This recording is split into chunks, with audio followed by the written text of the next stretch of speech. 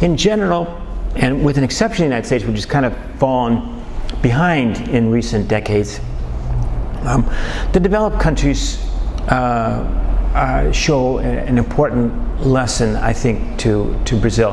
But I think the sense of the question is countries at Brazil's level of development that Brazil can learn from. And I think the Chinese are not necessarily the best example, but it's an example. The Chinese and the Chinese economy and Chinese society is a society that's always thinking about the future.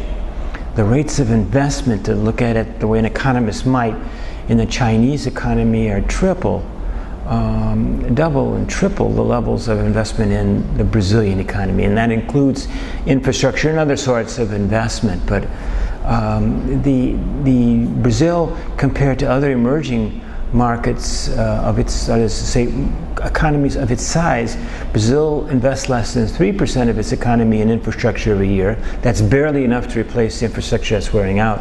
China, Korea, the faster growing Asians, Singapore, certainly, they're investing 6 to 8% of GDP in infrastructure. So maybe there's a lot of waste that goes on in some of those countries, but that those numbers and those differences in those numbers and the differences in the resulting rates of economic growth, those numbers are telling us something.